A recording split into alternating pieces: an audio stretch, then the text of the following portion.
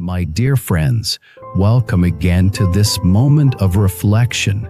Before we begin, take a slow breath, feel the air pass through your chest. In this instant, life breathes through you softly, silently, mysteriously. Tonight, we're going to talk about something every sincere seeker faces: the difficulty of spiritual practice. You may have felt it yourself, the frustration, the fatigue, the doubt that whispers, "Why am I not progressing? Why do I still suffer even when I meditate, pray, or do good deeds?" You are not alone. Even the great masters faced these same struggles. Master Zhu Yun, one of the most respected Buddhist teachers of modern China, once said that human life itself is a practice ground filled with obstacles that test and refine the soul. He summarized these challenges into what he called the 20 difficulties. Each one is a mirror that reflects the human heart, showing where our attachments and blindness hide. Tonight, let us journey through these difficulties, not to be discouraged by them, but to learn from them. For as Zhu Yun said, whoever can cross these difficulties can transcend life and death. Let us begin. The first difficulty: giving when you are poor. When you have abundance, generosity is easy, but when you have little, even a small act of giving feels like tearing a piece of yourself away. Yet it is in that moment that true compassion rises. When you give despite lack, your heart opens to an ocean beyond possession. The second difficulty: seeking truth while wealthy and powerful. When fortune smiles, it blinds. Comfort dulls the edge of inquiry. Any who hold power lose the humility to learn. Yet the truly wise are those who can sit among luxuries and still long for awakening more than pleasure. The third difficulty: sacrificing your life for what is right. Who is not afraid of death? Yet history remembers those who face death for truth, for compassion, for others. When you face the loss of the body without losing your integrity, you have already touched eternity. The fourth difficulty: encountering the Dharma. You live in a time when sacred teachings are just a click away, but the real difficulty is not access, it is attention. You may read 1,000 teachings, but if your heart is not present, you encounter nothing. The fifth difficulty: being born in the time of a Buddha. We often say, if I had lived when the Buddha lived, I would have followed him. But even those who saw the Buddha face to face doubted him. It is not about when you are born, it is about whether your eyes are open now. The sixth difficulty: resisting sensual desire. Desire is like honey mixed with poison, sweet at first, destructive later. Modern life surrounds us with temptation, images, sounds, cravings of every kind. To turn inward while the world shouts, "Enjoy," takes courage beyond words. The seventh difficulty: admiring virtue without envy. When you see another's wisdom or success, can you feel joy instead of jealousy? The ego resists this, wants to be the only light in the room, but when you rejoice in others' goodness, your own light doubles. The eighth difficulty: being insulted without anger. You can do this. Our pride burns faster than dry grass, yet to be insulted and remain calm is to master fire with water. The world cannot harm a heart that has transcended ego. The ninth difficulty: having power yet not dominating others.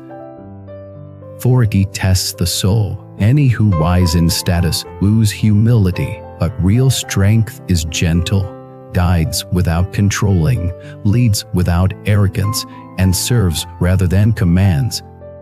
The 10th difficulty: facing all situations without clinging. Joy arrives, we hold it too tightly. Pain comes, we run away. True freedom lies in neither attachment nor aversion, but in the clear seeing that all things come and go. The 11th difficulty, learning deeply and widely. Information is abundant, but understanding is rare. To learn broadly yet not get lost, to study deeply yet remain humble, that is the mark of genuine wisdom. The 12th difficulty, letting go of pride. Pride hides under many masks: achievement, knowledge, even spiritual progress. The more we know, the subtler it becomes. The moment we say, "I am better," delusion has already begun. The 13th difficulty, not belittling those who know less. True compassion never compares. The wise see others' ignorance not as inferiority, but as an opportunity to give light. Every being is learning at its own pace. The 14th difficulty, keeping the mind even and stable. The mind is like a candle in the wind. It flickers with every event. Joy lifts it, sorrow shakes it. Practice is learning to shield that flame so it burns steady amid storms. The 15th difficulty, refraining from gossip and judgment. How easy it is to speak of others, but every careless word plants seeds of karma. Silence is not weakness, it is power disciplined by kindness. The 16th difficulty, meeting a true teacher. True teacher is rare, not because there are few wise people, but because few students are ready. When your heart is sincere, the teacher appears, sometimes as a person, sometimes as life itself. The 17th difficulty, seeing your own nature. This is the heart of all practice, to turn the gaze inward until the one who seeks disappears. When you truly see your own nature, all questions end. The 18th difficulty, helping others without pride. Many serve others but secretly feed their ego. I am generous, I am kind. But true service expects no reward, not even gratitude.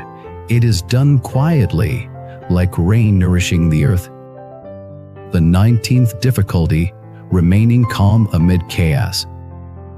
The world rises and falls like waves. Politics, economy, relationships see all change. Who stays centered while everything trembles is to stand at the still point of the turning world. The 20th difficulty, understanding and applying skillful means. Wisdom alone is not enough. Compassion must take the right form at the right time. Who speak truth without kindness, arts to show kindness without wisdom misleads. To know how to help rightly. This is the art of enlightened action. After listing these, Master Zhu Yun said, knowing the difficulties already makes them easier. How profound this is. Awareness itself is liberation. When you see your obstacles clearly, they lose half their power. Let's reflect on why spiritual practice feels so hard. Because practice is not about gaining something, it is about losing illusions. The ego resists loss, clings to identity, habits, and comfort. Every time you sit to meditate, your mind rebels not because it hates peace, but because it fears disappearance. To practice means to die a little each day, not physically, but psychologically. You let old patterns die so that clarity can be born. The path is hard because it asks for everything you think you are, but what you receive in return is everything you truly are. Let's explore a few of these difficulties in depth. Consider the first one again, giving when you are poor. Poverty is not only financial, it can be emotional or spiritual. Even when you feel empty, you can still offer kindness, time, or a smile. Every act of giving breaks the shell of selfishness. The moment that shell cracks, light enters. Or think of the eighth, being insulted without anger. Most people spend their lives defending their image, but when you realize that image is not your true self, insults lose their sting. You begin to see the one who insults as a person trapped in suffering. Compassion replaces anger naturally. Another is the 16th, meeting a true teacher. The world is full of voices offering guidance, but only when your heart is ready will you hear the one that truly awakens you. The teacher doesn't give you answers, he or she shows you the mirror of your own mind. To walk the path of practice means to confront all 20 difficulties again and again. They are not enemies but milestones. Each one overcome becomes a step closer to freedom. Remember, the Buddha himself faced them all. He left wealth to embrace poverty, endured insult, resisted desire, faced death, and sought truth with unyielding heart. His life was not easy, but through those difficulties, he attained the peace that cannot be shaken. Master Zhu Yun's message is timeless. The purpose of life is not to avoid hardship, but to awaken through it. Every challenge is a teacher in disguise. Poverty teaches contentment. Temptation teaches mindfulness. Insult teaches humility. Suffering teaches compassion. When you understand this, practice stops being struggle and becomes gratitude. Zhu Yun also said, "A practitioner who never meets obstacles has learned nothing. The sword shines because it has been sharpened." So the next time you feel lost, tired, or frustrated on your spiritual journey, remember, you are sharpening your sword, you are refining your soul. The heat you feel is the fire of transformation. Do not be discouraged. Every step, even the painful ones, is leading you home. Let me end with this reflection. Imagine a lotus growing in a muddy pond. The mud is thick, dark, and suffocating, yet the lotus does not complain, uses the mud as nourishment, and rises above it, untouched, pure, radiant. That is what the 20 difficulties are, the mud from which your awakening blooms. The more you understand this, the more grateful you become for the challenges of life. And one day, when you look back, you'll realize that every hardship was a hidden blessing, every pain a teacher, every obstacle a step. The path is not about becoming special. It is about becoming real, seeing clearly, living kindly, and walking steadily through the storms of life. As Master Zhu Yun said, when the mind is free from fear and craving, all difficulties become gateways to wisdom. May you walk through those gateways with courage.